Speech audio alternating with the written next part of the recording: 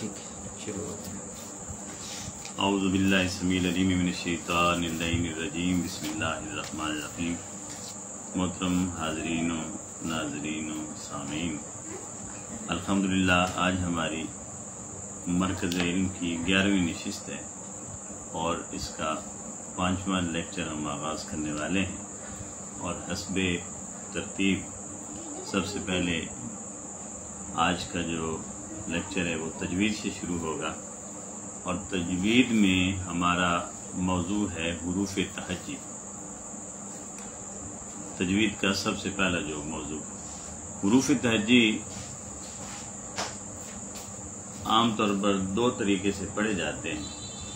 ایک طریقہ ہے جو عام پڑھا جاتا ہے وہ مجہول طریقہ ہے، اور ایک جو خاص طریقہ ہے اور قراء حضرات پڑھتے ہیں خاص طور پر وہ ہے معروف طریقہ۔ تو مجہول طریقہ یہ ہے جس طرح ہم پڑھتے ہیں الف ب ت سے، یہ مجہول طریقہ ہے اور یہ غلط طریقہ ہے۔ یہ ہماری اردو میں تو ہم اسے پڑھ سکتے ہیں، مگر عربی میں ایسا غیر معروف اور مجہول طریقہ ہے اور غلط طریقہ ہے۔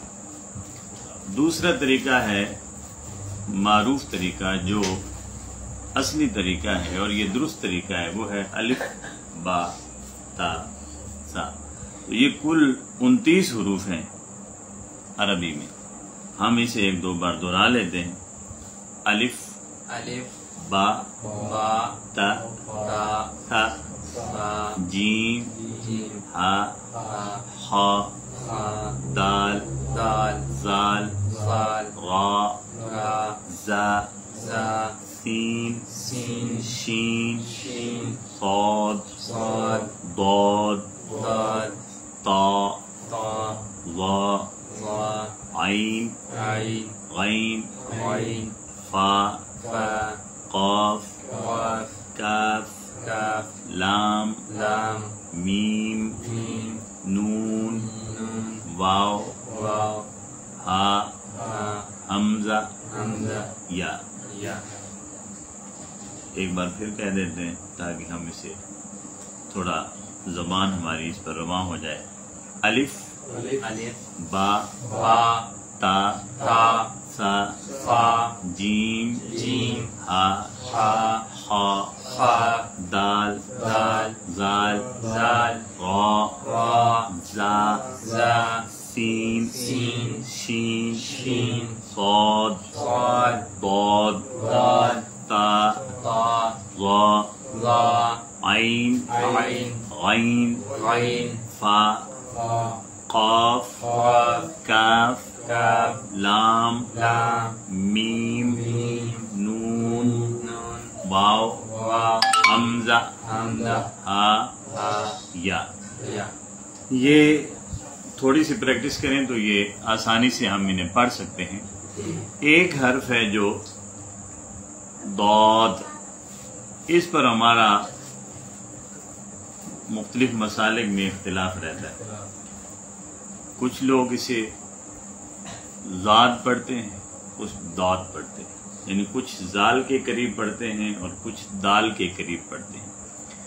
اصل اس کی پروننسیشن جو ہے وہ یہ زبان کو اوپر کے تالو کے ساتھ مکمل طور پر لگائیں تو یہ، اور منہ گول کر کے اسے کھولنا ہے، یعنی پہلے گول کریں گے ایسے، زبان تالو کے ساتھ ہوگی اوپر کے دانتوں کے جڑوں میں، اور ایسے پڑھیں گے، ایسے گول ہوگا تب یہ نکلے گا ضاد ضاد، یعنی دال یہاں سے نکلتا ہے، یہاں سے شروع ہوتی ہے زبان دال۔ اسے دال کی طرح نہیں پڑھنا، اسے منہ گول کر کے پڑھنا ضاد۔ تو یہ صرف اس کا پروننسیشن، کیونکہ اہل عرب اس سے خاص طور پر ادا کر سکتے ہیں، باقی زبانوں میں اسے تھوڑا سا مشکل ہوتا ہے۔ تو فقہا نے یہ لکھا ہے کہ اگر آپ سے یہ آسانی سے ادا نہیں ہوتا، اس حرف کو آپ آسانی سے ادا نہیں کر سکتے، تو پھر اسے کم از کم دال کے نزدیک کر کے پڑھا کریں، یعنی زال کے قریب پڑھ کے کر کے نہیں پڑھنا، بلکہ دال کے قریب کر کے آپ پڑھیں، کیونکہ دونوں کا پھر یہ مخرج ایک بن جاتا ہے، یعنی دانتوں کے ساتھ زبان لگتی ہے، دال کی بھی اور داد کی بھی، بس فرق صرف اتنا ہے کہ زبان کا اگلا سرا لگتا ہے اور دانتوں کے جڑوں کے ساتھ، اور پوری زبان کو تعلق سے کور کرتا ہے تو نکلتا ہے دوت، یعنی منہ کو گول کرنا پڑتا ہے اور پھر کھولنا پڑتا ہے۔ ایک جو غلط ہمارے ہاں ایک چیز ہے، جو دالین پڑھتے ہیں یا دالین پڑھتے ہیں، تو ان دونوں صورتوں میں ایک چیز جو غلط دونوں پڑھتے ہیں، وہ منہ کو بند کر کے کھولتے ہیں تو کھولتے اس طریقے سے ہیں کہ وہ لفظ عین ساتھ بن جاتا ہے، یعنی ولفظ دوالین یا ولفظ دوالین، تو ولفظ دوالین یا ولفظ دوالین یہ تو دونوں غلط ہیں، یہ دونوں غلط ہیں۔ ٹھیک یہ ہے کہ آپ نے منہ کو گول کرنا ہے اور گول ہی کو آپ نے کھولنا ہے، یعنی ولفظ دوالین، دعا ایسے کر کے نہیں کرنا بلکہ وہیں سے ہونٹوں کو کھول دینا، ولفظ دوالین، ولفظ دال، یعنی دعا ایسے نہیں کرنا، جہاں منہ جہاں ہوگا اسی کو فوراً آپ نے اوپر سے کھول دینا ہے، ایسے جب اسے دالین ایسے کریں گے آگے پھر عین بعض اوقات نکل جاتی ہے۔ تو یہ پروننسیشن آپ اگر یعنی منہ گول کو فوراً کھولیں تو پھر اس کی پروننسیشن ٹھیک ہے، ورنہ دونوں طرح کے جو لوگ ہیں وہ اسے اصل لفظ کو غلط پڑھ لیتے ہیں، تو دیکھنا ہی ہے۔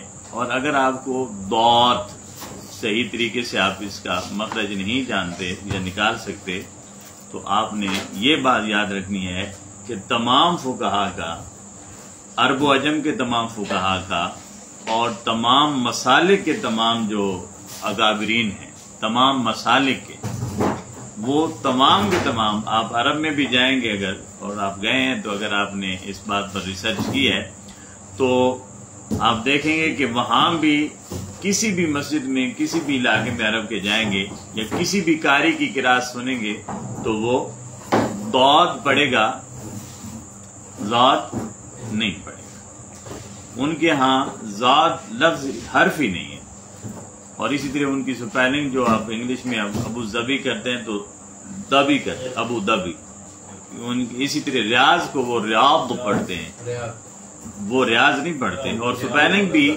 ڈی ایچ کے ساتھ کرتے ہیں، ڈی ایچ، ہم R I A Z Riaz کرتے ہیں، وہ R I Y A D H Riaz, اس طرح پڑھتے ہیں، ہاں تو وہ اس طرح پڑھتے ہیں۔ تو یہ تھوڑا سا تھا حرف کے حوالے سے یہ تھا۔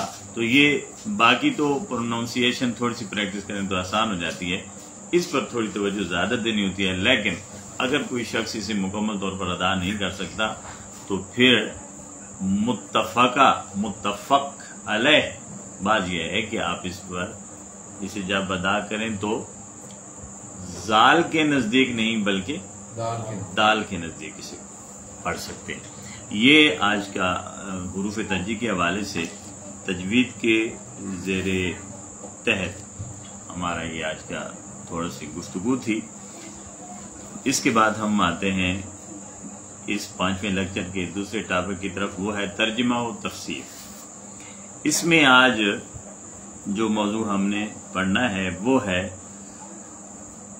رسول اکرم صلی اللہ علیہ وآلہ وسلم کا شافی ہونا، شفیع ہونا، اور آپ کو اذن شفاعت کا جو حق اللہ رب العزت نے دے رکھا ہے اس کے حوالے سے، اور انبیاء کرام اور صلحاء اعظام کو جو اللہ رب العزت نے یہ شان شفاعت یا اذن شفاعت عطا کر رکھا ہے، اس کے حوالے سے ہم قرآن کریم کی روشنی میں جانیں گے۔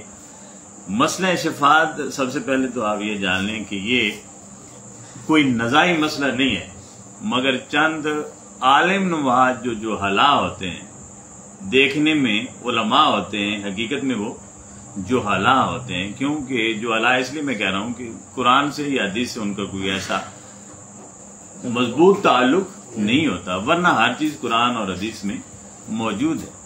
ہاں فکر میں یا سوچ میں تھوڑا سا اختلاف ہو سکتا ہے، تو قرآن اور حدیث میں ہر چیز واضح ہے، یہ مسئلہ نزائی ان جاہل علماء نے، یہ میں لفظ استعمال کر رہا ہوں، انہوں نے اسے بنا رکھا ہے۔ تو قرآن کریم میں اور احادیث میں کثرت کے ساتھ اولیاء کرام، صلحاء اعظام اور انبیاء کرام اور رسول کائنات ذکر ہے کہ اللہ رب العزت نے انہیں شفاعت کا اذن عطا کر رکھا، شفاعت کا اذن عطا کر رکھا۔ اور پھر مزے کی بات یہ ہے کہ قرآن کریم کی آیات سے ہمیں یہ دو طرح کے لوگ ملتے ہیں۔ ایک وہ لوگ جنہوں نے جن کے ساتھ اللہ رب العزت نے شفاعت کا وعدہ کر رکھا ہے، یعنی کچھ کے ساتھ اللہ نے وعدہ کیا ہے اور کچھ نے اللہ سے وعدہ لے رکھا ہے۔ اللہ سے وعدہ یعنی کچھ وہ ہیں جن سے اللہ نے وعدہ کر رکھا ہے اور کچھ وہ ہیں جنہوں نے اللہ سے وعدہ لے رکھا ہے۔ یہ بڑی خوبصورت بات ہے، یعنی دو طرح کے تعلقات ہیں بندوں کے اللہ کے ساتھ، اور یہ جو تعلق ہوتا ہے یہ تعلق محبت ہوتا ہے۔ جتنی محبت ہوگی یعنی ایک کو دوسرے کے ساتھ، یہ اسی محبت کا تقاضا ہے کہ کسی کے ساتھ اس نے خود وعدہ کر دیا، کسی نے خود وعدہ کرا لیا، تو قرآن کریم کی ہم وہ آیات ذرا دیکھتے ہیں کہ اللہ رب العزت نے اپنے محبوب بندوں کے ساتھ کس طرح وعدہ کر رکھا ہے اور کچھ بندوں نے اس سے کس طرح وعدہ لے رکھا ہے۔ اب یہ جو لینے والے لوگ ہیں یہ وہ لوگ ہوں گے یقیناً جو اللہ سے بعض اوقات ضد میں بھی آ جاتے ہیں۔ ظاہر لینا ہے نا کہ نہیں مجھے دے، ضد میں آ جاتے ہیں، اور یہ بھی قرآن کریم کا میں درج ہے، اولیاء کرام کا بھی۔ اور حضرت موسیٰ علیہ السلام نے کہا رب ارنی، اے اللہ میں تجھے دیکھنا چاہتا ہوں۔ اب قرآن میں تو ایک ہی بار آ گیا کہ میں تجھے دیکھنا چاہتا ہوں، مگر اس کی تفسیر پڑھیں تو حضرت موسیٰ علیہ السلام نے 9 بار یہ الفاظ یعنی ضد کے ساتھ کہا کہ نہیں میں دیکھنا چاہتا ہوں۔ وہ کہتا رہا کہ لن ترانی، تو مجھے دیکھ نہیں سکتا۔ یہ کہتے تھے ارنی رب ارنی، میں دیکھوں گا۔ اللہ بار بار کہتا ہے تو مجھے نہیں دیکھ سکتا، تو 9 بار ایسا کہا، یعنی ضد پر۔ یہ انبیاء بھی بعض ایسے ہیں جو ضد سے اللہ رب العزت سے کوئی چیز لے لیتے ہیں۔ اب یہ تعلق ہے اللہ کے ساتھ بندے کا، وہ محبت اور بندگی کا وہ تعلق اور قربت کا وہ تعلق بن جائے تو بندہ ضد سے بھی اللہ رب العزت سے لے لیتا ہے۔ جیسے حدیث شریف میں آتا ہے نا کہ رب عائشہ صحابہ ذی تمرین مصفن عن نواب الناس لو اقسم علی اللہ لابرہ، کہ یہ ایسے لوگ ہیں پھٹے پرانے کپڑوں میں پھرتے ہوتے ہیں، بال میلے کچیلے اور چہرے کی رنگت اڑی اڑی ہوتی ہے، کسی کے دروازے پر جائیں تو وہ ان کی حالت دیکھ کر انہیں دروازے سے دھتکار دیتے، مگر لو اقسم علی اللہ لابرہ، اگر وہ اللہ کی قسم کھا لیں کسی بات پر تو اللہ رب العزت ان کی بات پوری کر کے چھوڑتا ہے۔ سبحان اللہ۔ یعنی وہ اللہ کے ساتھ ان کا ایسا تعلق ہے کہ ان کے منہ سے نکل گئی تو ہو گئی، نکل گئی تو ہو گئی۔ اسی کو اللہ رب العزت نے قرآن کریم میں فرمایا یمحو اللہ ما یشاء ویثبت، اس نے لکھ دیا ہے مگر جب اس کا کوئی بندہ چاہتا ہے تو اس اپنے لکھے ہوئے کو مٹا دیتا ہے، ویثبت، اور جو اس کا بندہ چاہتا ہے وہ لکھ دیتا ہے۔ سبحان اللہ۔ جو بندہ اس کا چاہتا ہے اسے لکھ دے، اس کا اپنا لکھا مٹا دیتا ہے، بندے کا لکھا بندے کا بتایا ہوا پھر لکھ دے، کیونکہ بندے نے ضد کر دی۔ یہ بڑی خوبصورت گفتگو ہے، کبھی ہم بیٹھیں گے تو انشاءاللہ اولیاء کرام کے اور انبیاء اعظام کی یہ جو کیفیات ہے نا کہ نبی اور ولی میں کون کون سی کیفیات ہیں اور کس ولی کو کس نبی کا فیض ملا ہے، میں حدیث کی روشنی میں انشاءاللہ آپ سے کبھی اس پر گفتگو کریں گے، مگر کیونکہ ہمارا یہ ٹاپک محدود ہوتا ہے تو ہم نے اس پر ذرا گفتگو کرنی ہوتی ہے۔ ورنہ ایسا ہے کہ حدیث میں آتا ہے کہ ایک ولی کے پاس جاتا ہے وہ کیس، وہ ولی اللہ سے کہتا ہے تو اللہ رب العزت انکار کر دیتا ہے، دوسرے کے پاس جاتا ہے، تیسرے کے پاس جاتا ہے، چلتے چلتے چلتے آخر ایک ایسے بندے کے پاس کیس چلا جاتا ہے کہ اللہ جب انکار کرتا ہے تو وہ کہتا ہے نہیں یہ کرنا ہی کرنا ہے، یہ کرنا ہی کرنا ہے۔ اللہ پھر انکار کرتا ہے۔ اب دیکھیں حضرت موسیٰ علیہ السلام نے میں دیکھنا ہی دیکھنا ہے، پھر اللہ نے بالآخر وہ جھلک دکھا ہی دی، کہا چلو ٹھیک ہے دیکھتا ہے تو پھر دیکھ، جھلک یہ ہے، حقیقت پھر دکھائیں گے، جھلک اب دیکھ لے، میں نے کسی اور وقت کے لیے سنبھال کر رکھی تھی، کہا چلو ٹھیک ہے جھلک اب دیکھ لے، حقیقت پھر دیکھ لینا۔ تو حقیقت کب دیکھی؟ معراج کی شب، جب حضور معراج پر گئے اور پلٹ کر آئے اور نمازیں 50 سے کتنی ہوگی 5، تو وہ 9 جو بار ضد کی تھی وہ 9 بار کی ضد اللہ رب العزت نے معراج کی شب پوری کی، جھلک اس وقت دکھا دی۔ تو پھر اللہ کا ولی کہتا ہے نہیں میں نے ایسا کرنا ہی کرنا ہے، تو اللہ رب العزت بالآخر، اور یہ محبت ہے، یہ نہیں کہ اللہ رب العزت سے کوئی ضد سے کوئی بات منوا لے، اللہ اتنا بے بس نہیں ہے، وہ بات ایسے نہیں کہ بے بس ہی نہیں، وہ محبت کے تقاضے بتا رہا ہے، اور محبت جی اب وہ یہ لاڈ ہے اس کا اپنے محبوب بندوں کے ساتھ، اس کا ایک اظہار محبت ہے، یہ لاڈ ہے۔ جس طرح بچہ آپ سے کوئی چیز مانگتا ہے آپ دینے کے لیے بالکل تیار ہوتے ہیں، مگر کہتے کیا ہے نہیں نہیں نہیں نہیں نہیں میں نہیں دوں گا، بچہ کہتا ہے نہیں پاپا نہیں ماما دو، وہ نہیں دینا، تو وہ آپ وہ جو مانگنے کا انداز ہوتا ہے اور وہ جو ضد کا انداز ہوتا ہے اور اس میں جو محبت ہوتی ہے، آپ اس محبت پر یہ سارا کچھ کر رہے ہوتے ہیں، اور بالآخر دینا تو ہوتا ہی ہے۔ تو وہ گویا وہ جو ضدی وہ کیفیت ہوتی ہے، ضد کی کیفیت، وہ اللہ رب العزت دکھا یہ رہا ہوتا ہے کہ میرے کچھ بندے اس ناز سے بھی مجھ سے بات کرتے ہیں اور میں اس لاڈ سے ان سے جواب دیتا ہوں، انہیں جواب دیا کرتا ہوں۔ تو اب دیکھیں قرآن کریم میں ہم آیت الکرسی پڑھتے ہیں اور کثرت سے پڑھتے ہیں، مگر یہ اگر صرف یہ اسی آیت کرسی کا ایک آیت کا ٹکڑا اگر ہم غور سے سن لیں اور سمجھ جائیں، یعنی ہماری بدقسمتی یہ ہے کہ ہم قرآن پڑھتے ہیں ثواب کے لیے، سمجھنے کے لیے تو ہم نے کبھی پڑھا ہی نہیں۔ اگر اسے سمجھنے کے لیے پڑھتے تو یہ آیت الکرسی پڑھنے والا شخص کبھی اس کی زبان پر یہ نہیں آ سکتا تھا کہ اللہ کے ہاں کسی کی سفارش قبول نہیں کی جائے گی، یہ کہہ ہی نہیں سکتا، یہ عقیدہ بان ہی نہیں سکتا۔ اب کیوں؟ قرآن کریم میں من ذا الذی یشفع عندہ الا باذنہ، من ذا الذی یشفع عندہ، اب اس کا ترجمہ کیا ہے؟ کون ہے وہ جو یہ جرت رکھے کہ اللہ کے سامنے کسی کی سفارش کر سکے؟ کون ہے؟ اب اس کی مثال میں دے دوں، اللہ رب العزت نے اپنے محبوب سے فرمایا وما ارسلناک، میں نے تجھے بھیجا ہی نہیں، تو پھر رسول تو ہیں، امام الرسول ہے، ختم الرسول ہے، خاتم الانبیاء ہے، لیکن اللہ کیا فرما رہا ہے؟ وما ارسلناک، میں نے تجھے بھیجا ہی نہیں ہے، آگے فرمایا الا رحمت للعالمین، مگر سراپا رحمت بنا، مگر سراپا رحمت بنا۔ اب پھر دیکھیں کلمہ ہم کیا پڑھتے ہیں؟ لا الہ، کوئی معبود ہے ہی نہیں، تو پھر اللہ کیا ہوا جی؟ جب وہ خود کہہ رہا ہے کہ کوئی معبود قابل عبادت ہے ہی نہیں، بندگی کے لائق کوئی ہے ہی نہیں، الا اللہ، سوائے اللہ کے، سوائے اللہ کے۔ تو یہ اس طرح کے جو جملے ہیں، اللہ لا الہ، لا الہ ہے ہی کوئی نہیں عبادت کے لئے، الا ہو، سوائے اس کے، سوائے اللہ کے۔ تو یہ اس طرح کے جملے ہیں۔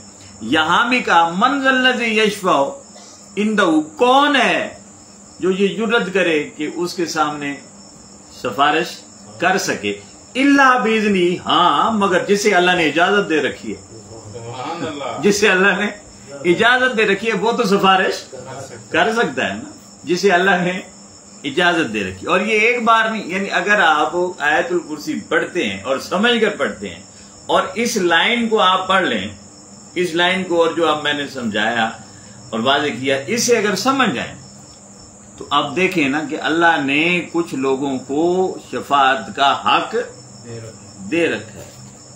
من ذا الذی یشفع عندہ الا باذنہ، ہاں جس کو اس نے اجازت دے رکھی، اس کا مطلب ہے کچھ کو اس نے اجازت دے رکھی۔ اب دیکھیں قرآن کریم میں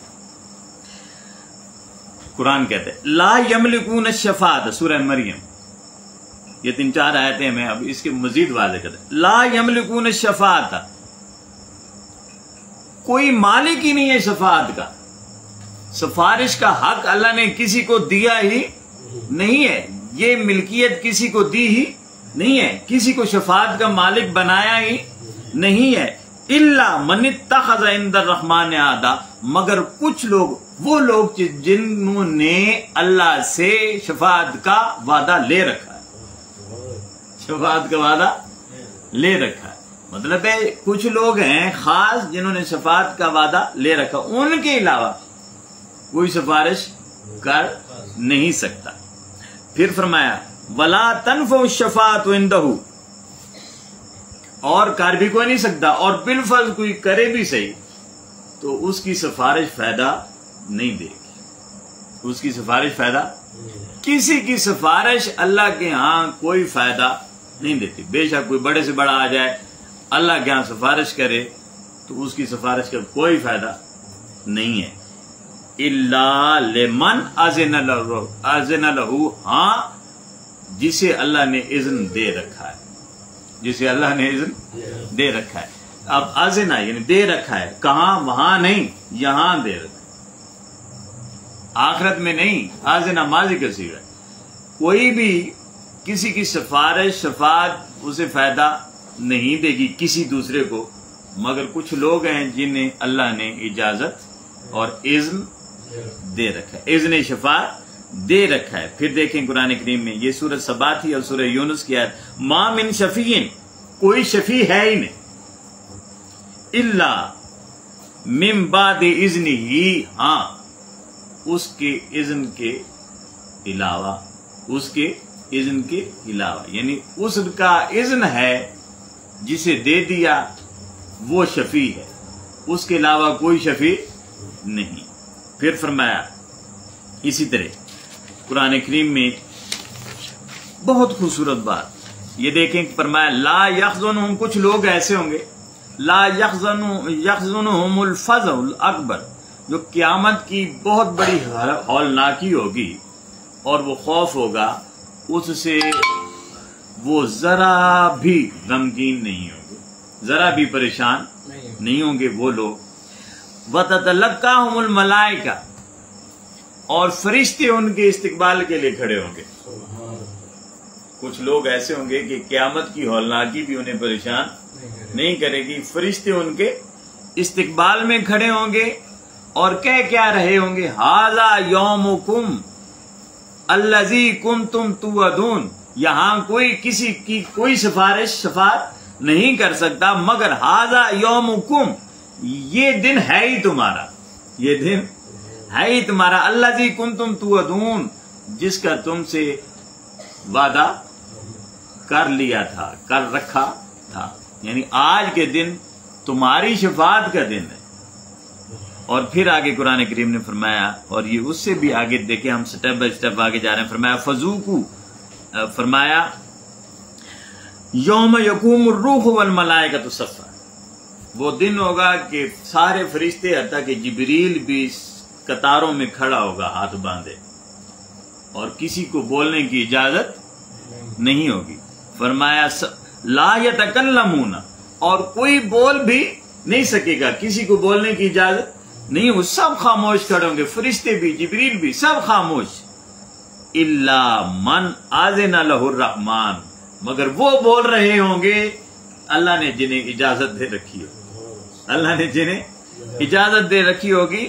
اور وہ وقال ثوابا، اور یہ وہ لوگ ہوں گے، اجازت اللہ کنہیں دیتا ہے. یہ ذرا غور کرنے کی بات ہے نا، ہم اللہ کے ولی کو اللہ کا ولی تو جانتے ہیں مگر خود اس کا ولی ہونے کی کوشش نہیں کرتے. یہ نہیں ہے کہ اللہ کا ولی بس ایک خاص ایک معیار ہے جسے اللہ نے بنا دیا وہ بن گیا.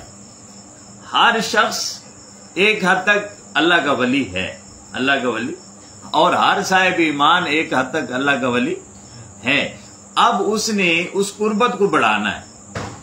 اس نے اب دیکھیں نا ہمارے حلقے میں میں سادہ سی مثال دوں کہ ایک ایم این اے یا ایم پی اے، وہ ہم سب کا ایم این اے یا ایم پی اے، مجھے وہ جانتا ہی نہیں ہے، مجھے تو وہ جانتا نہیں. ایک یہ ہے کہ اسے تھوڑا سا جانتا ہے، ایک وہ ہے جو اس کے سامنے ہمارے جیسوں کی سفارش کرتا پھرتا ہے.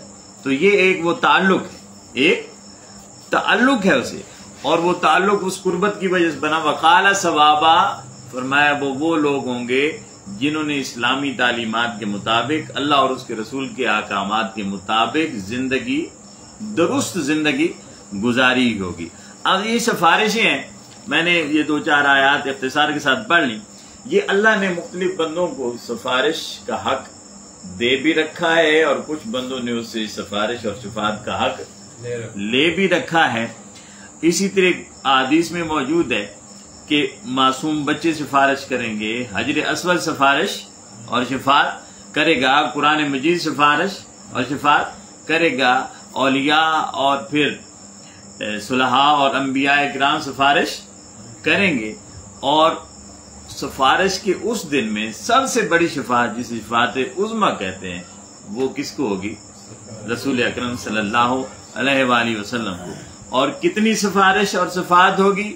فرمایا وَلَسَوْفَ يُؤْتِيكَ رَبُّكَ فَتَرْضَىٰ، میں نے اتنا حق کی شفاعت دے رکھا ہے محبوب تجھے کہ میں اس جب تک تو راضی نہیں ہوگا میں تجھے راضی کرتا ہی رہوں گا، کرتا ہی جاؤں گا۔ اتنا حق کی شفاعت دے دیا کہ محبوب جتنا تو راضی ہوگا۔ صحابہ کرام نے موقع کو غنیمت جانا اور عرض کرنے لگے یا رسول اللہ آپ کب راضی ہوں گے؟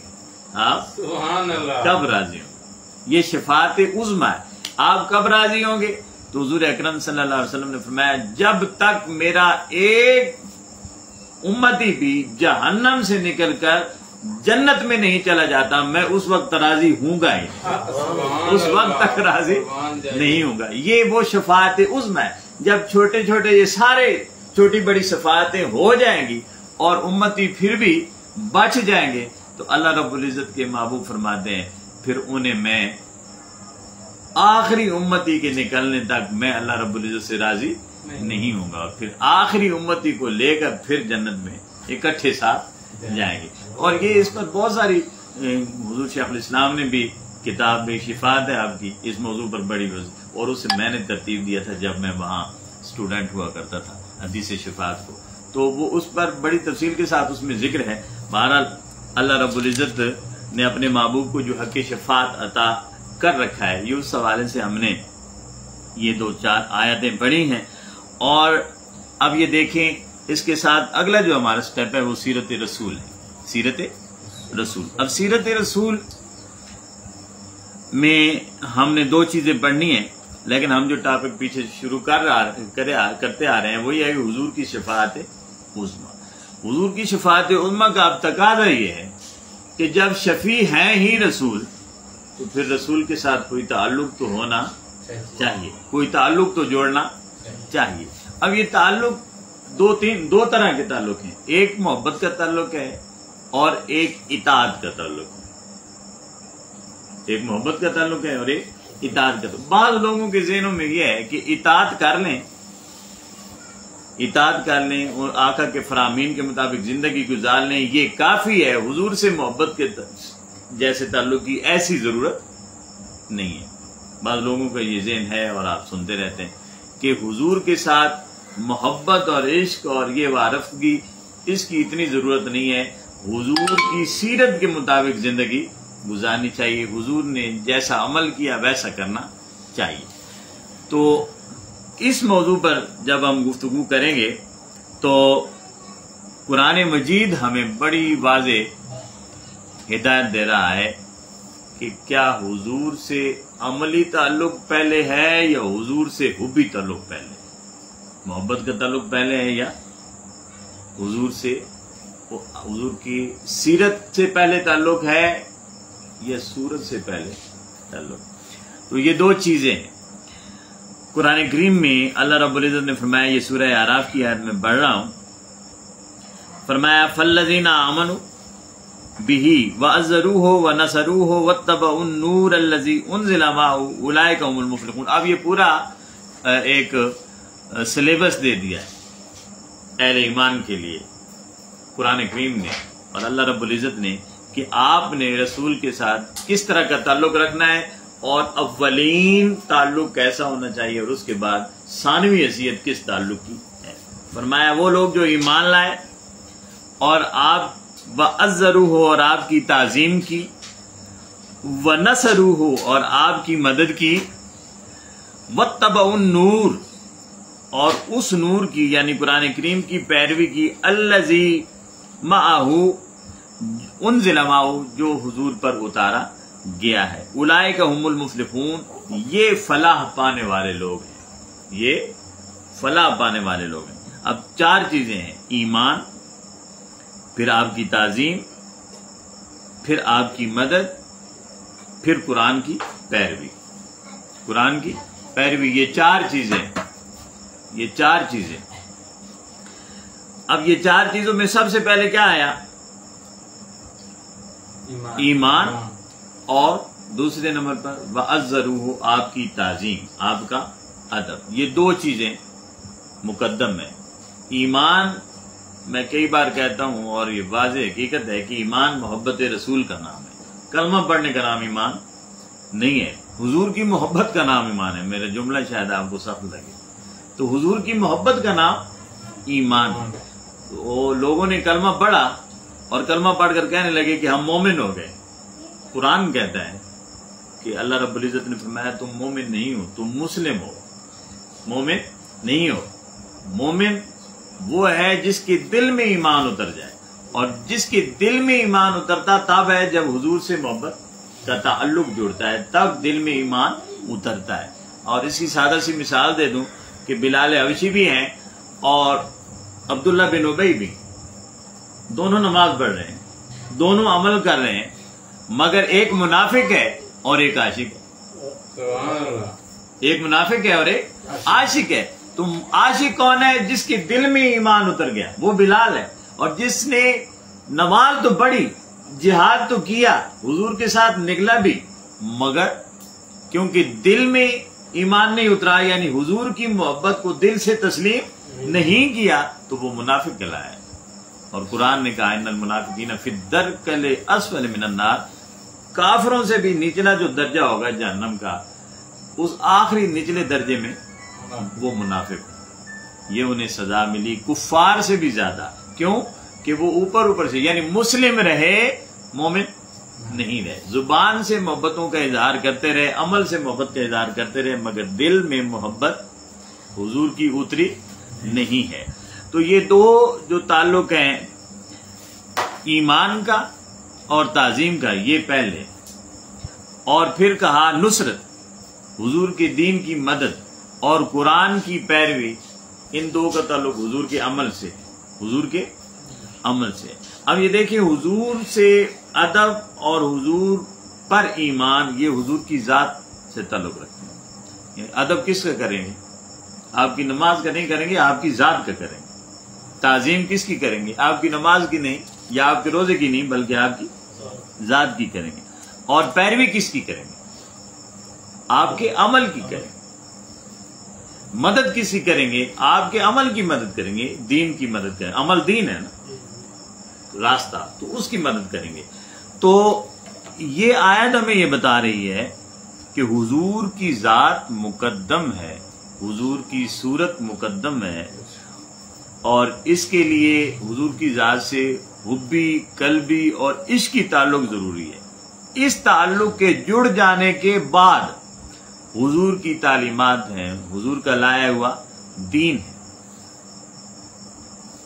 حضور کا لایا ہوا دین، اس کی پیروی پھر اس کے بعد آئے گی. حضور کی صورت پہلے، سیرت بعد میں. ذات پہلے ہے، عمل بعد میں، عمل بعد میں.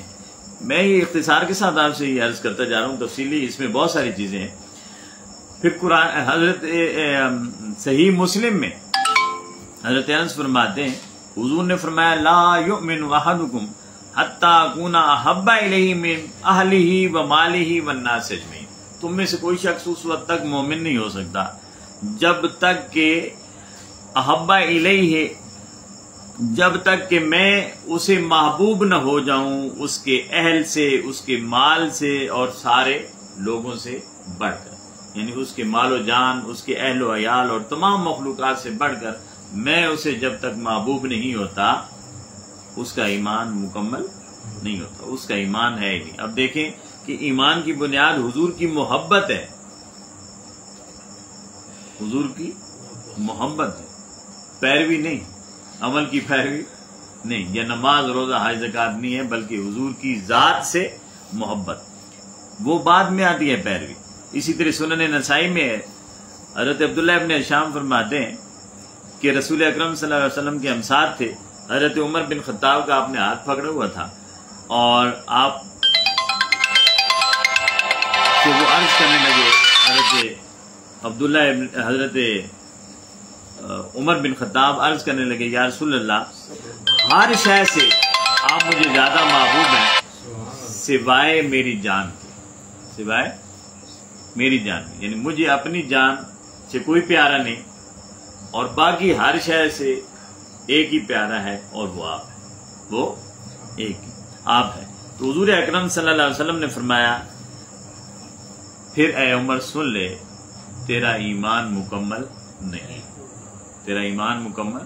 یہ فاروق اعظم کی بات ہو رہی ہے، جن کے سائے سے بھی شیطان ڈرتا ہے، جن کا کہا رب کا کہا ہوتا ہے۔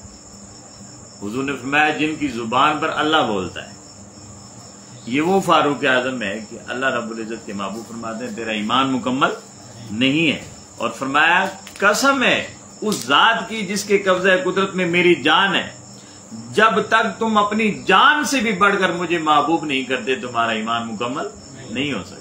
تو حضرت عمر عرض کرنے لگے یا رسول اللہ اب سے آپ مجھے میری جان سے بھی زیادہ محبوب ہیں۔ تو آقا نے فرمایا اب اے عمر تیرا ایمان مکمل ہو، تیرا ایمان۔ تو گویا حضور کی محبت ہر ایک شے سے بڑھ کر یہ اصل ایمان ہے، اسے ایمان کہتے ہیں۔ جو میں نے شروع میں کہا کہ ایمان نام ہی حضور کی محبت ہے، حضور کی محبت کا نام ایمان۔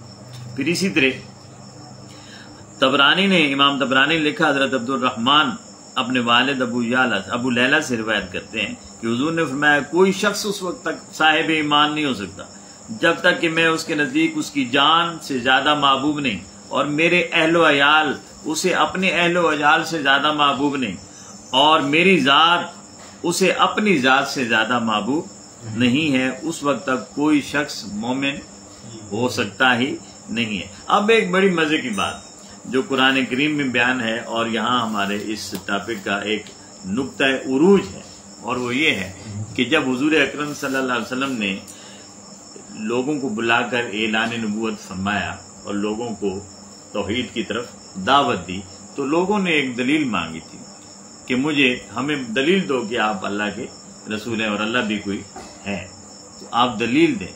تو رسول اللہ صلی اللہ علیہ وسلم نے کوئی معجزہ وہاں نہیں دکھایا، کوئی عقلی دلیل یا فکری دلیل نہیں دی، کوئی عمل کر کے یہاں کوئی پریکٹیکل کر کے نہیں دکھایا، بلکہ قرآن کہتا ہے فرمایا فَقَدْ لَبِثْتُ فِيكُمْ عُمْرًا مِّن قَبْلِ أَفَلَا تَعْقِلُونَ، میں نے ایک زندگی تمہارے درمیان گزاری ہے، تمہیں اب بھی عقل نہیں آتی؟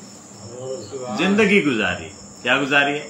یعنی میری ذات تمہارے درمیان موجود ہے، تمہیں پھر بھی عقل نہیں آتی۔ تو حضور نے کوئی عمل کر کے نہیں دکھایا، اگرچہ آپ کی ساری زندگی سیرت تھی، مکمل سیرت تھی اور آقا کا اسوہ تھا، آقا کا کردار سامنے تھا، مگر آپ نے اپنے کردار کا کوئی پہلو بیان نہیں کیا، اپنا عمل صداقت بھی بیان نہیں کیا، عمل امانت بھی بیان نہیں کیا کہ میں اتنا امین ہوں، یہ بھی فرمایا نہیں، کیونکہ یہ ایک عمل ہے نا، میں اتنا سچا ہوں یہ بھی آپ نے فرمایا نہیں۔ یہ انہوں نے کہا کہ آپ سچے ہیں، صادق ہیں اور امین، آپ نے نہیں کہا کہ میں صادق ہوں اور یعنی اپنا کوئی پریکٹیکل کوئی ایکسپیرینس یا کوئی ایسا عمل پیش نہیں کیا، کوئی عقلی فکری یا معجزاتی کوئی گفتگو نہیں کی، بلکہ فرمایا میری ذات تمہارے فقد لبثت فیکم عمرا، میں تمہارے درمیان ایک عمر گزار رہا ہوں، میری ذات تمہارے درمیان ہے، تمہیں عقل نہیں آتی۔ تو اس سے کیا بات سمجھ آئی کہ حضور نے کوئی عمل نہیں دکھایا بلکہ اپنی ذات پیش کی ہے۔ تو اس کا مطلب یہ ہے کہ اللہ کی وحدانیت کی جو پہلی کامل اور مکمل دلیل ہے وہ بھی حضور کا عمل نہیں، حضور کی ذات ہے، حضور کی ذات ہے۔ یہ پہلی دلیل وہ توحید کی بنیاد ہی عمل مصطفیٰ پر نہیں ہے بلکہ ذات مصطفیٰ، عمل مصطفیٰ نہیں ہے بلکہ ذات مصطفیٰ ہے۔ تو یہ ایک مختصر سا ہمارا اس حوالے سے ایک ٹاپک تھا حضور کے ساتھ تعلق۔ تو دوستان جی وقار، یہ اس کا اختصار ہی ہے کہ حضور کے ساتھ جو قلبی حبی اور عشقی تعلق ہے وہ پہلے ہے، اور اس کے بعد اگلا جو تعلق ہے وہ ہے عملی تعلق اور حضور کے دین کی پیروی، قرآن کی پیروی۔ اب میں اس جو ہمارا لیکچر ہے 5واں، اس کا چوتھا اور آخری ٹاپک ہے فقہ. اسے بھی ذرا غور کے ساتھ آئے، کیونکہ ہماری ساری گفتگو ماشاءاللہ اس حوالے سے ہے کہ ہر ٹاپک بہت اپنی جگہ پر ہے. ویسے تو یہ ساری کتاب ہی ایسی ہے، لیکن آج کے کوئی خاص چناؤ ہے اس میں کہ اس کا ہر ٹاپک ہی بڑا خاص قسم کا ٹاپک ہے اور عنوان ہے.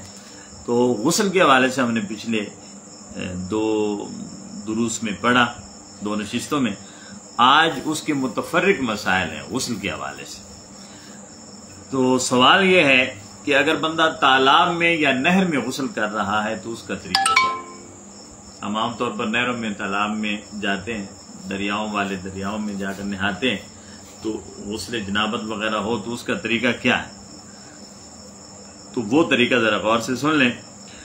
دریا یا نہر میں نہائیں تو پہلے کلی کریں، نہانے سے پہلے کلی کریں گے اور ناک میں ہڈی تک پانی پہنچائیں گے.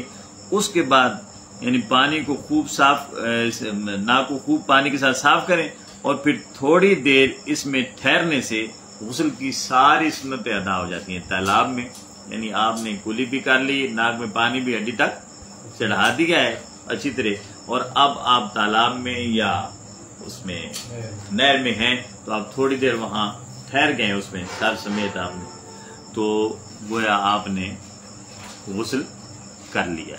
اور اگر تالاب اور حوض یعنی ٹھہری ہوئی پانی میں آپ نہا رہے ہیں تو بدن کو 3 بار حرکت دینے یا جگہ بدلنے سے غسل ہو جاتا ہے.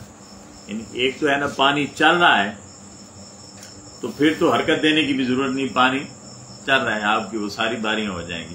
اور اگر پانی رکا ہوا ہے، ٹھہرا ہوا ہے، تو آپ نے 3 بار کے جسم کو حرکت دے دیں، جس طرح آپ بوتل لگاتے ہیں پھر اوپر ہو جاتے ہیں، یا جگہ 1-2 قدم چلنے پھر 1-2 قدم آگے چلیں، تو اس طرح یہ غسل ہو جاتا ہے، تالاب میں ہو یا نہر میں. دوسرا یہ ہے غسل کے فرائض 3 ہیں، اور ہم نے وہ اوپر پڑھ لیا کہ ایک تو ہو گیا کلی کرنا، دوسرا یہ ہے ناک میں ہڈی تک پانی چڑھانا، اور تیسرا ہے پورے جسم پر پانی مارنا.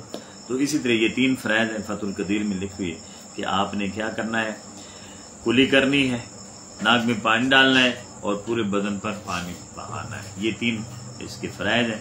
اب ایک سوال یہ ہے کہ اگر آپ شاور کے ذریعے غسل کر رہے ہیں تو واجبات غسل کیسے ادا ہوں گے؟ شاور جیسے آج کل ہمارے گھروں میں معمول ہے، تو جواب اس کا یہ ہے کہ شاور ہو، ٹوٹی ہو، نل ہو، ٹب وغیرہ، اس کے ذریعے آپ غسل کر رہے ہیں تو سب سے پہلے تو نجاست دھوئیں گے اور استنجا کریں گے. اس کے بعد اچھی طرح کلی کریں گے اور ناک میں نرم ہڈی تک پانی ڈالیں گے. اس کے بعد پورے بدن پر آپ نے کم از کم 1 مرتبہ پانی بہایا تو غسل واجب ہو گیا. اب پھر 2 بار مزید کریں گے تو یہ عمل سنت بھی ہو جائے گا، یہ سنت ہو جائے گا. تو سب سے پہلے جسم پر لگی ہوئی نجاست کو دھونا ہے، پھر استنجا کرنا ہے. میں نے پہلے بھی بتایا تھا یہ لفظ کیا ہوتا ہے، استنجا یعنی نجات حاصل کرنا. استنجا کا معنی ہوتا ہے نجات حاصل کرنا غلاظت سے، ناپاکی سے. پھر ایک سوال ہے کہ اگر سر کے بال گندے ہوئے ہیں، یہ گت وغیرہ جسے ہم کہتے ہیں، مینڈیاں کہتے ہیں، تو کیا اس میں غسل میں ہر بال کی جڑ تک اور نوک تک پانی پہنچانا ضروری ہے؟ تو جواب یہ ہے کہ اگر غسل کرنے والی عورت کے سر جڑوں تک پانی بالوں کو کھولے بغیر پہنچ جاتا ہے تو پھر مینڈیاں کھولنا ضروری نہیں ہے، جڑوں تک اگر پہنچ جاتا ہے. غسل جنابت کے لیے انہیں حضرت ام سلمہ رضی اللہ تعالیٰ عنہ وہ فرماتی ہیں ام المومنین کہ یا رسول اللہ، انہوں نے عرض کیا کہ یا رسول اللہ میں اپنے سر پر بہت کس کر مینڈیاں باندھ دیتی ہوں، جس طرح آپ بھی عورتوں کا اور بعض تہذیبوں میں یہ باقاعدہ رواج ہے، تو باندھ دیتی ہوں، پورے سر کی مینڈیاں ہوتی ہیں. تو غسل جنابت کے لیے کیا میں انہیں کھولا کروں؟ تو آقا نے فرمایا نہیں، تمہارے لیے سر پر صرف 3 بار پانی چڑھانا کافی ہے، پھر اپنے تمام بدن پر پانی بہانا، اس سے تم پاک ہو جاؤ گی. یعنی جو جڑیں ہیں نا، جڑیں بالوں کی جڑیں، عام طور پر میڈی جب ہوتی ہے تو وہ بال بند ہوتے ہیں لیکن جڑیں کھلی ہوتی ہیں، تو جڑوں تک پانی ہو جانا چاہیے. اس کا مطلب یہ ہو کہ اگر بال باقی مینڈوے والے وہ خشک بھی رہیں لیکن جڑ تر ہونی ضروری ہے. جڑ تر ہونی ضروری. جمہور کے نزدیک اگر گندے ہوئے بالوں کی جڑوں تک پانی نہ پہنچے تو پھر بالوں کا کھولنا بھی واجب ہو جاتا ہے. پھر غسل میں یہ پوچھا کہ قرآنی آیات اور مختلف دعاؤں کا پڑھنا جائز ہے. جس پچھلی نشست میں سوال بھی کسی نے کہا تھا کہ وہ کچھ دعائیں ہوتی ہیں، کچھ کلمات ہیں وہ پڑھے جا سکتے ہیں. تو جواب اس کا یہ ہے کہ بے لباس ہوتا ہے انسان. میں نے اس وقت بھی بتایا تھا کہ لباس کے بغیر ہوتا ہے، اور یہ اللہ رب العزت نے انسان کو یہ وقار عطا کیا ہے کہ کیونکہ وہ اس کا اپنا شاہکار ہے. تو فرشتے جب وہ جاتا ہے رفع حاجت کے لیے یا غسل کے لیے تو فرشتوں کو باہر ٹھہرا دیا جاتا ہے، اور جب وہ بولتا ہے تو فرشتوں نے ظاہر لکھنا ہوتا ہے، تو اس کے لیے وہ اندر جائیں گے لکھیں گے، اور اس طرح اس کی ایک قسم کی تاکیر ہوگی. شاہکار لوگوں کے سامنے جائے گا تو بے ادبی ہوگی.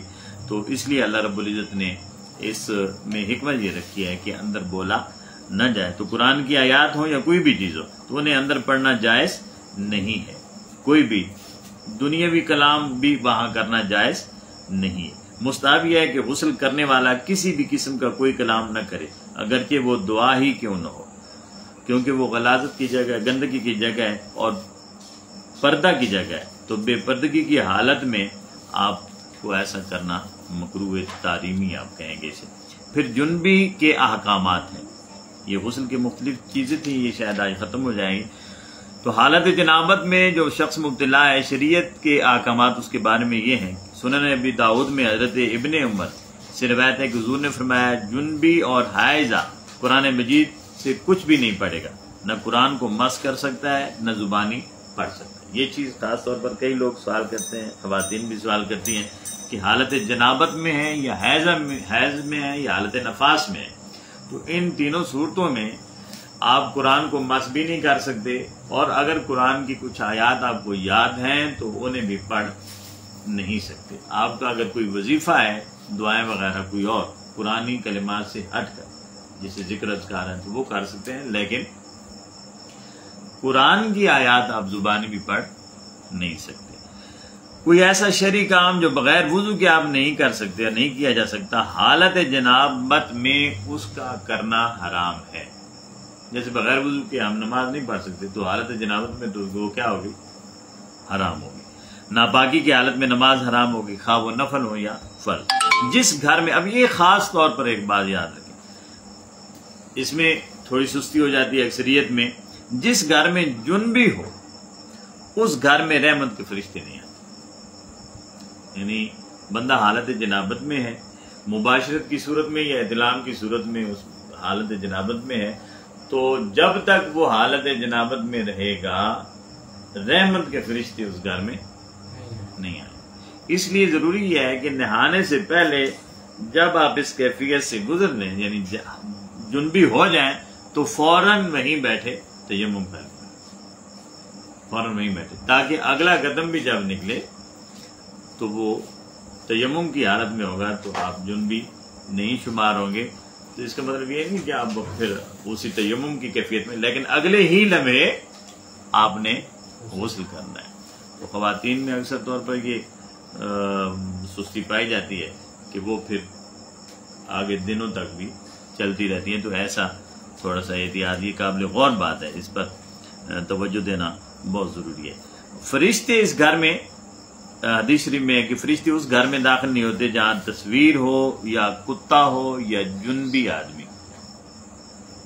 تصویر لگی ہوئی ہے یا کتا رکھا ہوا ہے بغیر ضرورت کے، یا حالت جنابت میں کوئی شخص ہے، تو وہ فرشتے اس گھر میں داخل نہیں ہوتے. پھر فرمایا کہ جنبی کے لیے ایسی انگوٹھی یا لاکٹ وغیرہ یا ہار جس پر قرآنی آیات یا حروف مقطعات لکھے ہوں، یہ پہننا بھی حرام.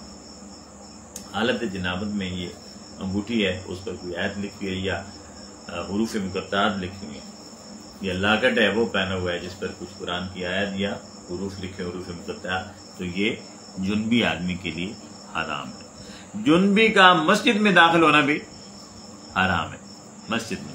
اور اگر اعتکاف کی صورت میں ہے اور وہاں اس کو احتلام ہو گیا اعتکاف کی صورت میں یہ ہو سکتا ہے، تو اگر ایسا ہے تو پھر بھی وہ وہیں پہلے تیمم کرے گا اور پھر باہر مسجد سے نکلے وہیں تیمم کرے گا۔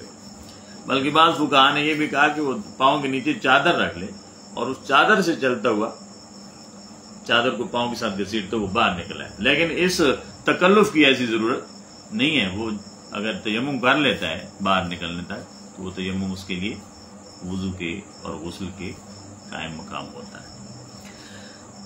پھر فرمایا، حضرت عائشہ فرماتی ہیں حضور اکرم صلی اللہ علیہ وآلہ وسلم نے فرمایا کہ یہ مسجد نبی کی طرف بہت سارے لوگوں کے جو گھروں کے دروازے تھے وہ کھلتے تھے، تو ظاہر ان لوگوں میں صحابہ کرام جو تھے وہ حالت جنابت میں بھی کئی بار ہوتے تھے، تو آقا نے وہ تمام دروازے بند کرا دیے سوائے حضرت علی کے دروازے، سوائے یہ حضرت علی کی شان بھی اور جو میں نے شاید پہلے بھی کسی نشست میں بیان کی، سوائے حضرت علی کے دروازے۔ اور پھر ایک دوسری حدیث میں بھی ہے کہ حضور اکرم صلی اللہ علیہ وسلم نے ہر ایک کو حالت جنابت میں مسجد میں آنے سے منع فرما دیا تھا سوائے حضرت علی کے، فرمایا یہ اس حالت میں بھی آ سکتا ہے، یہ اس حالت میں بھی آ سکتا ہے۔ گویا حضرت علی کی جو حالت جنابت ہے وہ بھی حالت طہارت ہے، وہ بھی حالت طہارت ہے، کیونکہ حضرت علی کو حضور اکرم صلی اللہ علیہ وسلم نے اپنا نفس کہا ہے، اپنی ذات سے تشبیہ دی، وَأَنفُسَكُمْ أَنفُسَنَا وَأَنفُسَكُمْ، یہ جو ہمارا نفس ہے، یعنی نفس علی نفس رسول ہے، نفس رسول ہے، تو فرمایا یہ حالت ہے۔ اور یہاں سے قرآن کی وہ جو آیت ہے انما یرید اللہ لیذہب عنکم الرجس ویطہرکم تطہیرا، کہ تم سے ہر ناپاکی کو دور کر دیا ہے اور ایسا پاک کر دیا ہے کہ پاکیزگی کا حق ادا کر دیا، اور حق یہ ہے کہ حالت جنابت میں بھی آپ پاک ہیں، حالت جنابت میں بھی آپ پاک ہیں۔ یہ شان فقط حضرت علی المرتضیٰ کی۔ اچھا، اس کے بعد جنبی نماز نہیں پڑھ سکتا، روزہ رکھ سکتا ہے۔ حیضہ عورت اور نفاسہ جو عورت ہوتی ہے یہ بھی نماز نہیں پڑھ سکتی اور نہ روزہ رکھ سکتی ہے، اور نہ اس کی قضا ہے اس کے اس عمل کی۔ جنبی اور جنابت میں کیفیت میں فرق کیا ہے؟ جنابت کیفیت کو کہتے ہیں جب بندہ اس حالت میں ہوتا ہے جنابت میں، اور وہ جو کیفیت جس بندے پر وارد ہوتی ہے اسے جنبی کہتے ہیں۔ پھر حیض، نفاس اور استحاضہ، یہ تھوڑی سی اصطلاحات ہیں جو ضروری سمجھنے ہمارے سب کے لیے بڑی ضروری ہے کہ حیض کی کم از کم مدت 3 دن ہے اور زیادہ سے زیادہ 10 دن، کم از کم 3 دن ہوتی ہے، زیادہ سے زیادہ 10 دن ہوتی ہے، اور 10 دن اور 10 راتیں، 3 دن اور 3 راتیں، جبکہ نفاس کی کم از کم مدت کی کوئی حد نہیں اور زیادہ سے زیادہ 40 دن ہوتے ہیں، یہ پیدائش کا خون جو 40 دن ہوتے ہیں۔ استحاضہ کسے کہتے ہیں؟ اگر کسی عورت کو 3 دن سے کم یا 10 دن سے زیادہ خون آئے تو اسے استحاضہ کہتے ہیں، یعنی معمول سے کم آیا یا معمول سے زیادہ آئے تو اسے استحاضہ کہتے ہیں۔ مثلا کسی عورت کو 5 دن خون آتا ہے تو 5 دن اس کی عادت ہے، اب اگر اسے کسی وقت 10 دن آ جائے تو یہ 5 دن اگلے جو ہوں گے وہ حیض کے نہیں بلکہ استحاضہ کے کہلائیں گے۔ حیض اور نفاس کے احکامات یہ سن لیں اور اس کے بعد ہم ختم کرتے ہیں۔ حیض یعنی ماہواری کے ایام میں عورت کے لیے قرآن کریم کا زبانی پڑھنا یا دیکھ کر تلاوت کرنا، قرآن کریم کو براہ راست بغیر غلاف کے چھونا، نماز پڑھنا، روزہ رکھنا، طواف کرنا، مسجد میں داخل ہونا، اور یہ جو جملہ میں اب کہہ رہا ہوں یہ اس پر سب نے غور کرنا ہے، اور شوہر کے ساتھ ملاب کرنا جائز نہیں ہے۔ شوہر کے ساتھ یعنی حالت جنابت میں، حالت حیض میں یہ حدیث میں یہ حرام ہے، اپنی ہی بیوی کے ساتھ مباشرت بھی حرام ہو جاتی ہے، یہ قابل غور بات ہے۔ البتہ ماہواری کے ایام میں ذکر و اذکار بشرطے کہ وہ پرانی آیات نہ ہوں، گھریلو امور، کھانا بنانا وغیرہ، اور یہ سارے، اور شوہر کے ساتھ ایک جیسے اب بیڈ ہوتا ہے ڈبل بیڈ تو لیٹ سو سکتی ہے مگر مباشرت نہیں کر سکتی۔ بعض لوگوں کے ذہنوں میں یہ بھی ہوتا ہے کہ وہ جو اس دنوں میں عورت سے ہم کلام کرنا یا کھانا اس کا بنانا یا یہ جناب یہ بھی حرام ہے، یہ جائز نہیں ہے۔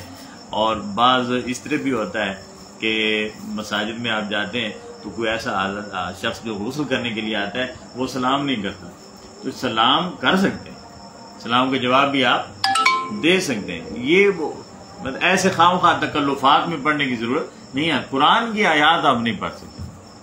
جو کام روکنے کا ہے وہ یہ ہے کہ آپ مسجد میں حالت جنابت میں نہیں جا سکتے. قرآن کی آیات، قرآن کو چھونا یا اس طرح کی حرکت یا نماز نوافل وغیرہ نہیں پڑھ سکتے. سلام، دعا اور خیر کے بلائی کے کام آپ اس دوران کر سکتے ہیں. تو اللہ رب العزت ہمیں جو کچھ آج ہم نے پڑھا ہے اس کے مطابق اپنے آپ کو ڈھالنے کی بھی توفیق عطا فرمائے، اور یہ فقہی احکامات جو ہم نے پڑھے ان احکامات کو بطور خاص اپنی ذات کے لیے، اپنے دوست احباب اپنے گھر تک پہنچانے کی بھی توفیق عطا فرمائے، اور احکامات اور دین کے مطابق اور معاملات سرور کائنات کے مطابق اپنی زندگیوں کو گزارنے کی توفیق عطا فرمائے. وما علینا الا البلاغ المبین.